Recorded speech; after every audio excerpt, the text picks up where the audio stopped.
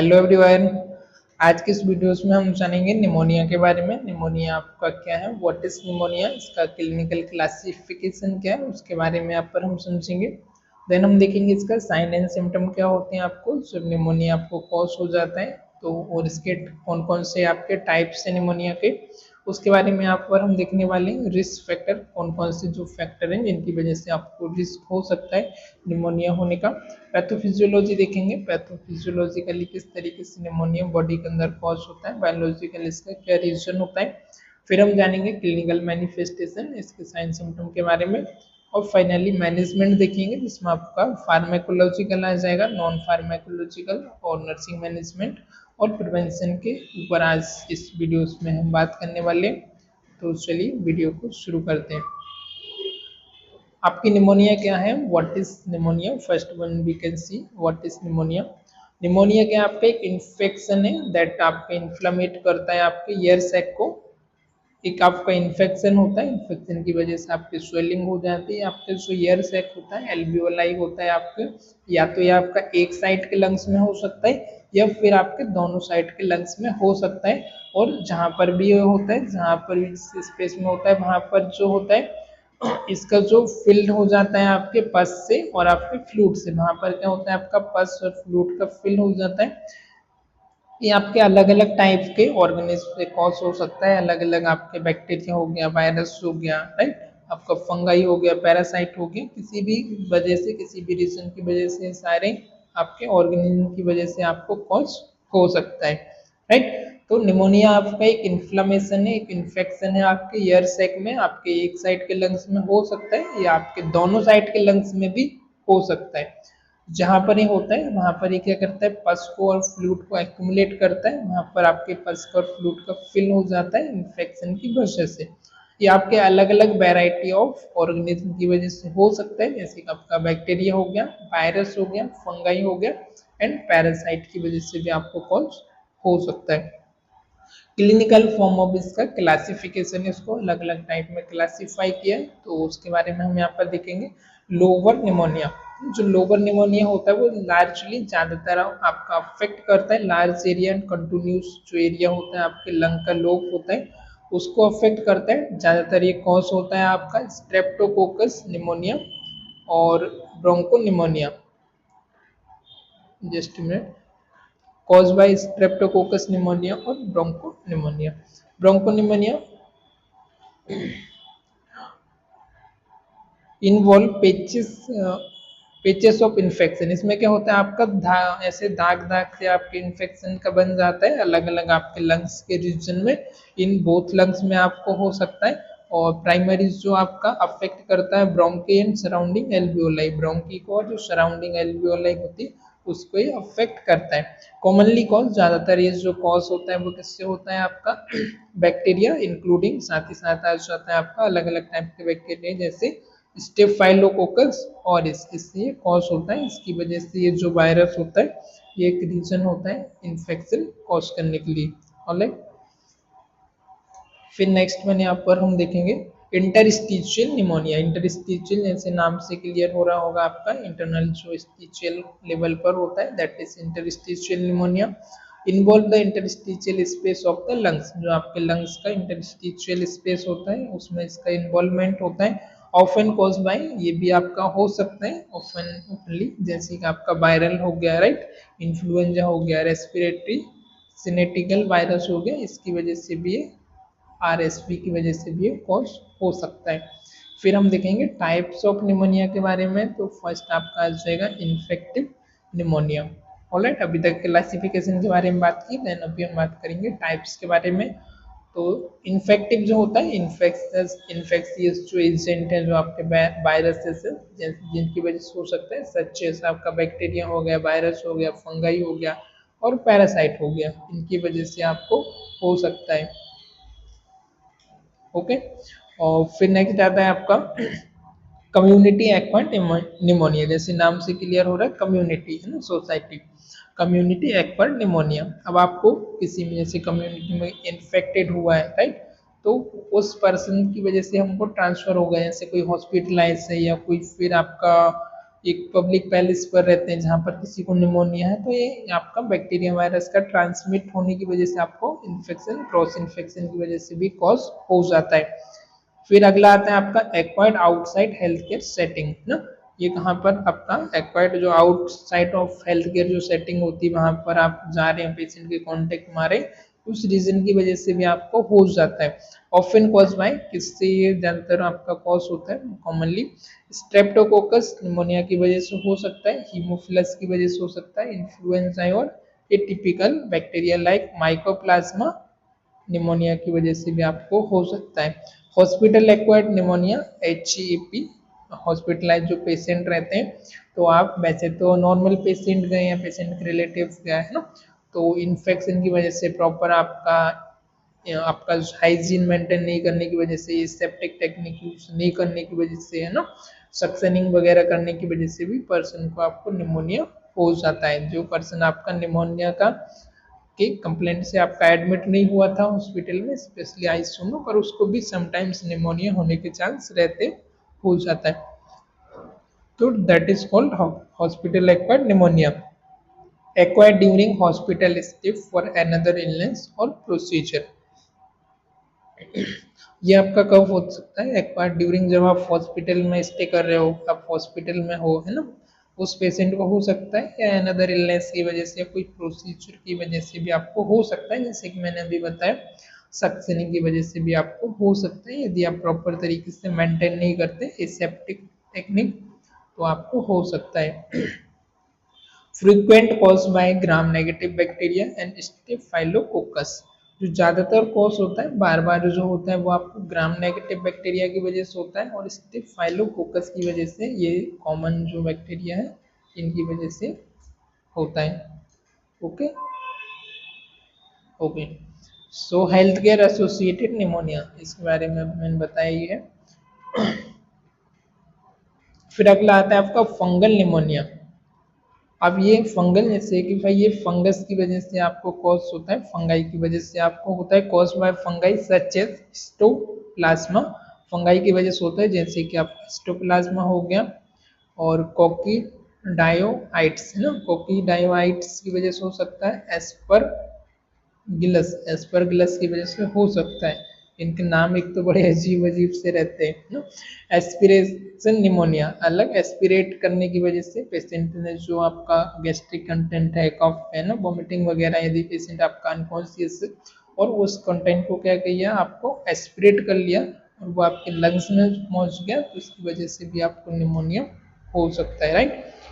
Cause by inhaling food ना, जो आप फूड है वो आपने क्या किया, लिक्विड और वॉमिट इनटू द लंग्स, जो आपका लिक्विड फूड है या आप वॉमिट थी और पेशेंट आपका ड्राउजी था या आपका अनकॉन्शियस था, सेमी कॉन्शियस, तो उसने क्या किया, उसको इंजेस्ट कर लिया, उस खाने को उसने इनहेल कर लिया, और वो आपके जीआई ट्रैक में नहीं जाके, आपकी इसोफेगस में नहीं जाके ट्रेकिया के रूट में चला गया, और वो उसने निमोनिया कॉज कर दिया। तो एक रीजन यहाँ पर ये भी हो सकता है।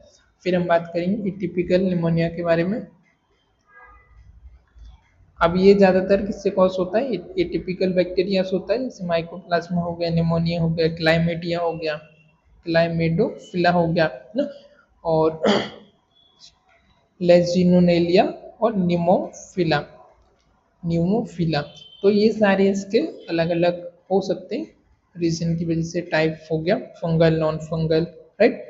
फिर हम बात करेंगे कॉजेस ऑफ निमोनिया, इसका कारण क्या होता है, तो लगभग इसमें भी यही आ जाएंगे। बैक्टीरियल आ जाएगा, बैक्टीरियल में आपका अभी मैंने बता ही दिया, स्ट्रेप्टोकोकस हो गया, हीमोफिलस हो गया, स्टेफाइलोरस हो गया, वायरल में आपका इन्फ्लुएंजा वायरस हो गया, ओके, और फंगल में आपका स्टोप्लाज्मा, कोकीडायोइड्स है ना, कोकीडायोआइट्स, एस्परगिलस एक्सेट्रा। पैरासाइट में आ जाएगा, रेयर केस में होता है, पैरासाइटिक ज़्यादा देखने को नहीं मिलता है हमको, ज़्यादातर आपको बैक्टीरिया होता है, राइट। इंक्लूड इसमें आ जाएगा आपका ऑर्गन, जैसे टॉक्सोप्लाज्मा गोंडाई, ऑलराइट। फिर आपका आ जाएगा रिस्क फैक्टर। रिस्क फैक्टर में आपका क्या क्या, कौन कौन से रिस्क हो सकता है, आपका एज में आपका कौन, इन्फेंट एंड एल्डरली, या तो छोटे बच्चों में ज़्यादा होता है या फिर जो ओल्ड एज पर्सन होते हैं उनमें, बुजुर्गों में ज़्यादा आपको देखने को मिलता है। क्रॉनिक डिसीज जैसे कि पहले से आपके लंग्स की कोई डिसीज है उस कंडीशन में हो जाता है सीओपीडी। सीओपीडी का फुल फॉर्म होता है क्रॉनिक पल्मोनरी ऑब्स्ट्रक्टिव डिसीज। तो इस कारण से भी आपको हो सकता है। डायबिटीज से आपको तब भी हो सकता है, और आपको हार्ट डिसीज है उसकी वजह से भी आपको हो सकता है। ये भी आपके रिस्क फैक्टर रहता है ना। तो ऐसे पर्सन को ज़्यादा रिस्क रहता है कॉज होने का। फिर वीकेंड इम्यून सिस्टम अनदर आपका है। ऐसा पर्सन जिसका जो इम्यून सिस्टम है, रोग प्रतिरोधक जो क्षमता है वो कमजोर है ना, वो बैक्टीरिया वायरस से फाइट नहीं कर पा रही, ऑलरेडी वीक है, तो उस पर चांस है कि भाई निमोनिया है वो जल्दी से हो सकता है। ऑलराइट। तो HIV हो गया जैसे एग्जाम्पल, HIV पर्सन है, एड्स है, या कोई कैंसर के लिए कीमोथेरेपी वगैरह ले रहा है, तो वो भी क्या करती है, आप सप्रेस करती है, इम्यून सिस्टम को वीक करती है। स्मोकिंग हो गया है ना, सिगरेट हो गया, स्मोकिंग हो गया, बीड़ी पीना हो गया, राइट। तो ये तो हम आजकल क्या करते हैं भाई, स्टेटस बनाने के लिए, थोड़ा वजनदारी के लिए स्मोकिंग वगैरह करते हैं, लेकिन वो क्या करती है बाद में पूरे लंग को डैमेज करती है, कॉज करती है। ऑलराइट। फिर आ जाता है रिसेंट रेस्पिरेटरी इन्फेक्शन। रिसेंटली अभी कोई रेस्पिरेटरी इन्फेक्शन हुआ हो, किसी भी रेस्पिरेटरी ट्रैक में कोई भी इन्फेक्शन हो, उसकी वजह से भी एक हो सकता है। हॉस्पिटलाइजेशन, पेशेंट आपका हॉस्पिटलाइज है, वो भी एक रीजन हो सकता है, स्पेशली इन ICU में। Okay, hope you understand guys. फिर आ जाएगा इसका पैथोफिजियोलॉजी, मतलब ये कैसे कैसे करके कॉज होता है उसके बारे में यहाँ पर हम बात करेंगे। तो निमोनिया बिगिन विथ इनहेलेशन है ना, आपने कोई इनहेल किया है, नॉर्मल जो निमोनिया हो गया, एस्पिरेशन को इनहेल कर लिया, उसकी वजह से हो सकता है। और पैथोलॉजिकल जैसे कोई माइक्रो ऑर्गेनिज्म की वजह से भी हो सकता है। दिस पैथोलॉज ये आपके रीच करते हैं एल्वियोलाई में एंड ट्रिगर करते हैं inflammation response. This response involve accumulation of neutrophils, वहाँ पर न्यूट्रोफिल्स का एक्यूमुलेशन होता है, उसकी वजह से फ्लूड का होता है, प्रोटीन का होता है, आपके एल्वियोली में पस का होता है, लीडिंग टू, जो कि बाद में आपकी लीड करता है गैस एक्सचेंज को, इम्पेयर आपका एयर एक्सचेंज को, that is finally lead to pneumonia. Okay, अभी हम फ्लो चार्ट में बात करेंगे। ओके, तो पैथोफिजियोलॉजी, गैस्ट्रिक कंटेंट एस्पिरेशन और entry of bacteria into the lungs. First one में आपका आ जाएगा, कोई भी अपने गैस्ट्रिक कंटेंट है अपने, जैसे मैंने बताया पेशेंट आपका अनकॉन्शियस या सेमी कॉन्शियस है ना, ड्राउजी, कुछ भी वॉमिटिंग वगैरह हुआ है, कोई लिक्विड है वो उसने इनटेक कर लिया, वो आपके रेस्पिरेटरी ट्रैक में चला गया। ओके, और उसकी वजह से हो सकता है, दूसरा बैक्टीरिया वायरस की वजह से भी हो सकता है। और ये जैसे ही आपका जाता है तो ये क्या करते हैं, आपकी एल्वियोलाई सैक के पास क्या करता है, ब्रोंकी हो गया, एल्वियोलाई सैक हो गया, वहाँ पर इन्फ्लेमेशन करता है, सूजन करता है, राइट। और कैविटी एक्सटेंडेड टू ब्रोंकस, अब जो ब्रोंकिस की कैविटी है वो क्या होती है, एक्सटेंड हो जाती। और अगली स्टेप में होता है promotion of abscess into encapsulated है ना, प्रमोशन ऑफ एब्सिस, जो आपका प्रमोशन होता है एब्सिस का, वो एनकैप्सुलेटेड हो जाता है, मतलब उसका ज़्यादा बढ़ जाता है। इसकी वजह से आपको टिश्यू में नेक्रोसिस होता है। नेक्रोसिस मीन्स होना, टिश्यू में इतना इसका ये ल्यूमन था, ओपनिंग था, ये सिकुड़ करके बहुत कम हो जाना, that is necrosis. Increase production of sputum, साथ ही साथ जो स्पूटम उसका प्रोडक्शन भी बढ़ता है, जितनी अमाउंट में आप एयर इनटेक कर पा रहे हैं उतना नहीं होना, जैसे ये पाइपलाइन है और यदि आपकी क्लियर है तो एयर यहाँ से इजिली एक्सचेंज हो पाएगी, एयर का इजिली फ्लो हो पाएगा। पर यदि इसमें कोई ऑब्स्ट्रक्शन आएगा, स्पूटम हो गया, कप्स हो गया, नेक्रोसिस हो गई, तो इसमें जितना अमाउंट में एयर फ्लो होना चाहिए उतना नहीं हो पा रहा है, राइट। तो it's lead to pneumonia, impaired gas exchange. Okay, sign and symptom में आ जाएगा आपका फीवर एंड चिल, आपको एकदम ठंडी लगेगी, कपकपी होगी, और आपको टेम्परेचर होगा, आपको बुखार ताप आ जाएगा। कफ, आपको कफ होगा, खांसी होगी, स्पूटम प्रोडक्शन होगा, साथ में स्पूटम भी आएगा। ब्रीथिंग आपको डिफिकल्टी होगी, आपको बेचैनी होगी, घबराहट होगी। चेस्ट पेन होगा, आपको छाती में एकदम दर्द होगा। फटिक, थकान आपको महसूस होगी। कन्फ्यूजन होगा, स्पेशली जो ओल्ड एज पेशेंट है, एल्डरली बुजुर्ग लोग, उनमें कन्फ्यूजन भी होगा। रेस्पिरेटरी रेट और हार्ट रेट भी आपकी इंक्रीज हो जाएगी।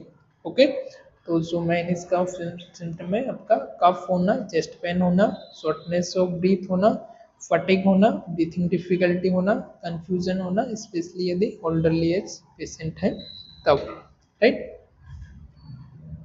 नेक्स्ट आ जाएगा आपका नॉन, अभी हम देखेंगे मैनेजमेंट कैसे आप इसे मैनेज कर पाएंगे। तो नॉन फार्मेकोलॉजिकल मतलब विदाउट मेडिसिन दिए कैसे उसे मैनेज करना है। तो फर्स्ट वन आ जाएगा रेस्ट, है ना, टाइम हील एवरीथिंग, तो टाइम के साथ सब चीज हील हो जाती है। तो फर्स्ट ऑफ ऑल हमको पेशेंट को रेस्ट करने के लिए बोलना है, ओके, इनकरेज करना है रेस्ट के लिए। देन हाइड्रेशन, पानी ज़्यादा से ज़्यादा लेना है, लिक्विड ज़्यादा पीना है।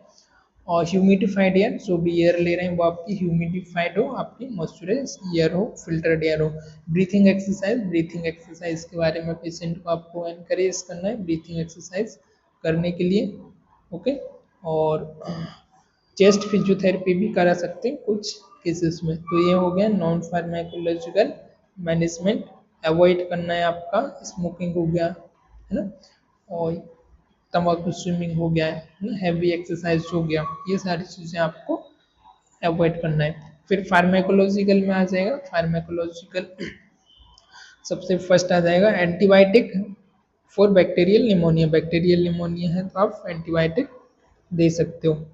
एंटीवायरल है तो फिर आपको एंटीवायरल मेडिसिन देना पड़ेगा, जैसे ओस्टेला मीविर और इन्फ्लुएंजा। एंटी फंगल है तो फिर फंगल निमोनिया के लिए आपको एंटी फंगल देनी पड़ेगी। यदि फंगल निमोनिया है तो ऑक्सीजन थेरेपी, आपका हाइपोक्सिया ब्रीथिंग डिफिकल्टी के लिए ऑक्सीजन थेरेपी आप पेशेंट को दे सकते हो। फिर एंटीबायोटिक फॉर फीवर के लिए आप एंटीबायोटिक मेडिसिन दे सकते हो, पैरासीटामोल टैबलेट और injection. Then we are talk about nursing management. Nursing का इसमें क्या रोल होगा, तो मॉनिटर वाइटल साइन, नर्सिंग को वाइटल साइन मॉनिटर करना, स्पेशली आपका पल्स रेट हो गया, सेचुरेशन हो गया, रेस्पिरेटरी रेट हो गया, ये चीज़ें आपको चेक करनी, टेम्परेचर चेक करना है। जो भी प्रिस्क्राइब मेडिसिन है वो आपको एडमिनिस्ट्रेशन करना है, प्रमोट करना है आपको एयरवे क्लियरेंस के लिए, जो भी कफ के लिए आपकी पैसिव और एक्टिव एक्सरसाइज वगैरह है, डीप ब्रीथिंग एक्सरसाइज से उनके बारे में आपको इंट्रोड्यूस करना है, कैसे आपको ब्रीथिंग एक्सरसाइज वगैरह करना है उसके बारे में पेशेंट को आपको बताना है। Ensure adequate hydration and nutrition, patient को आपको अच्छे तरीके से आपको सुनिश्चित करना है पेशेंट आपका हाइड्रेटेड हो, पानी ज़्यादा पीना चाहिए, प्रॉपर न्यूट्रिएंट डाइट लेना चाहिए ताकि पेशेंट का वेट लॉस ना हो, पेशेंट आपका वीक हो, फटिग ना हो। पेशेंट को उसकी फैमिली को आपको इम्पोर्टेंट मेडिकेशन हो गया, डाइट प्लान हो गया, फॉलो अप हो गया, चेकअप हो गया, हेल्थ केयर हो गया, ये सारी चीज़ों के बारे में पर्सन को और उसकी फैमिली को आपको एजुकेशन देना है, हेल्थ एजुकेशन प्रोवाइड करना है, डाइटरी एजुकेशन। प्रिवेंशन, बचाव, कैसे आप इससे बच सकते हो, वैक्सीनेट कर सकते हो आप, स्पेशली कुछ केसेस में जैसे न्यूमोकोकल वैक्सीन हो गया, इन्फ्लुएंजा हो गया, यदि वायरल वगैरह होता है तो। गुड हाइजीन, आप हाइजीन की जो हैंड प्रैक्टिस है वो अच्छे तरीके से आपको मेंटेन करना है। स्मोकिंग को आपको, तंबाकू स्विमिंग को स्टॉप करना है, अवॉइड करना है। Avoid contact with sick individual, जो ऑलरेडी सिक इंडिविजुअल है, बीमार लोग हैं, उनके आपको डायरेक्ट कॉन्टेक्ट में नहीं आना है, आपको एयरबोर्न के थ्रू भी ड्रॉपलेट इन्फेक्शन से भी कॉज हो सकता है। Ensuring proper management of chronic disease, जो आपकी क्रॉनिक डिसीज है उसको आपको प्रॉपर तरीके से मैनेज करना है, आपको इंश्योर करना है। Preventing aspiration by proper feeding technique in at risk patient. Respiration, sorry, आपका जो फीडिंग टेक्निक है वो एस्पिरेट ना हो, तो आपको फीडिंग प्रॉपर तरीके से हैंडलिंग करना है, रिस्क फ्री आपका होना चाहिए। कई बार आपका एस्पिरेट कर देते हैं, जो भी आप फीडिंग वगैरह करो पेशेंट आप एस्पिरेट कर जाता है, तो वो आपको चेक करना है। पेशेंट यदि आपका अनकॉन्शियस है तो आपको आरटी फीड वगैरह ही देना है, प्रॉपर तरीके से मेंटेन करना है, ओके। तो ये सारे बात जो हमने की, ये सारी निमोनिया के बारे में थी। इसका हमने क्लासिफिकेशन देखा, डेफिनेशन, इंट्रोडक्शन देखा, पैथोफिजियोलॉजी के बारे में देखा, टाइप्स देखा, इसका कॉजेस किया उसके बारे में देखा हमने, और साइन सिम्टम के बारे में समझा, कैसे हम इससे मैनेज कर सकते हैं, ओवरऑल हमने देखा आपका। और सो आज के लेक्चर में फिलहाल इतने ही, मिलते हैं किसी और लेक्चर में, तब तक के लिए keep learning, keep growing. Thank you for watching this, bye bye, take care.